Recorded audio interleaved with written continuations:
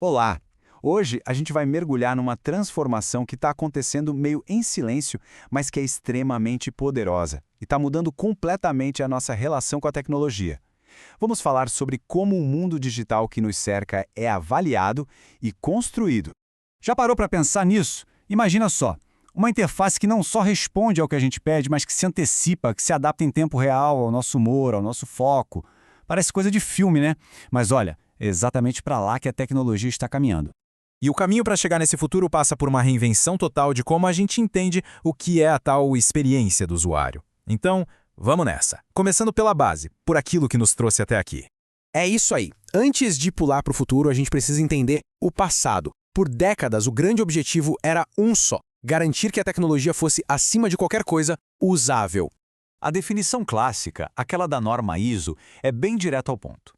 Basicamente, um sistema tem boa usabilidade se ele permite que as tarefas sejam feitas de forma rápida, sem erros e, de preferência, sem frustrar ninguém. Parece simples, certo? E para medir isso, existiam, digamos, duas grandes escolas de pensamento. De um lado, a preditiva, um especialista, quase como um detetive, usava um checklist, como as famosas heurísticas de Nielsen, para tentar prever problemas. Do outro lado, a empírica, que era a prova de fogo, colocando pessoas reais na frente do sistema e observando o que acontecia, muitas vezes pedindo para elas pensarem em voz alta. Só que aí, algo aconteceu. O mundo mudou. A tecnologia evoluiu numa velocidade absurda, e aquelas regras que funcionavam tão bem, elas começaram a falhar. E aqui está o pulo do gato. Como o pesquisador Peixoto aponta, essas regras foram criadas para um mundo de mouse, teclado e telas 2D. Elas simplesmente não conseguem mais dar conta da complexidade de hoje. Essa imagem aqui mostra essa ruptura de um jeito perfeito.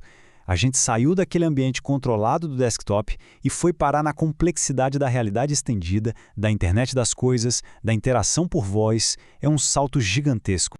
Para ficar mais prático, vamos pegar um exemplo. A heurística visibilidade do status do sistema. Num site, isso é uma barrinha de carregamento, né? Agora, numa casa inteligente, pode ser a luz do ambiente que muda de cor para indicar que o aquecedor ligou.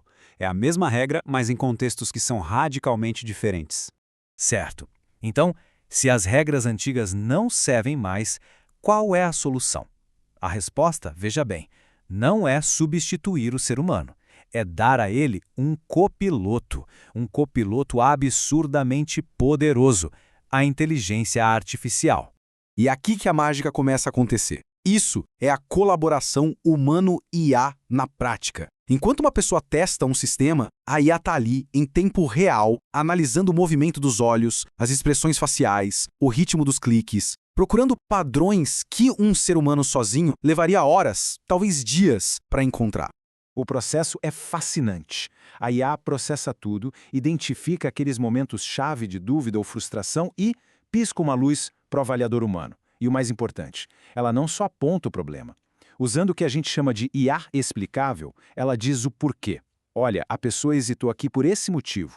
Isso aumenta a eficiência de um jeito incrível. Mas a IA não serve só para avaliar interfaces. Não, o próximo passo é muito mais ousado. A gente está entrando na era em que a IA começa a criar e a moldar as interfaces, em tempo real. A ideia funciona como um ciclo que não para.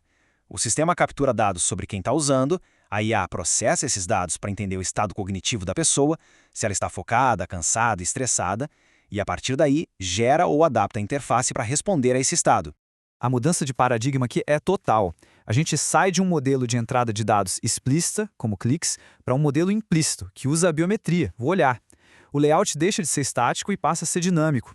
E o foco do design muda de ajudar a concluir tarefas para uma verdadeira simbiose entre o humano e a máquina. E na prática, o que isso quer dizer? Significa que se o sistema percebe que a pessoa está sobrecarregada, ele pode, por conta própria, simplificar o menu, destacar um botão importante ou reorganizar o fluxo de uma tarefa. A interface se torna uma parceira ativa, não mais uma ferramenta passiva. Ok, mas se as interfaces podem se construir sozinhas, o que acontece com o profissional de design, com o profissional de experiência do usuário? Bom, o papel dele não desaparece. Pelo contrário, se torna ainda mais estratégico. Com essa virada de chave, o trabalho de design deixa de focar tanto no aqui e agora e passa a ser quase um trabalho de futurista. Usando métodos como o Environmental Scanning, ou varredura ambiental, o foco passa a se analisar tendências sociais, políticas, tecnológicas, para conseguir projetar as interações que a gente vai ter daqui a 5, 10, quem sabe mais anos. Então, a preocupação muda de patamar. Em vez de consertar um botão, a questão passa a ser garantir que o algoritmo que gera a interface seja justo e transparente. Em vez de desenhar uma tela, o trabalho é modelar um ecossistema. O trabalho deixa de ser reativo e vira preditivo, sempre com a ética como guia.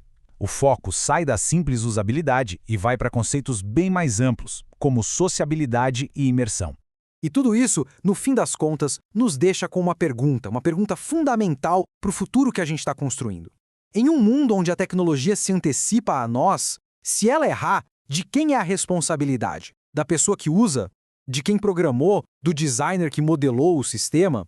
Essa é a grande questão ética que vai definir a próxima era da nossa relação com as máquinas.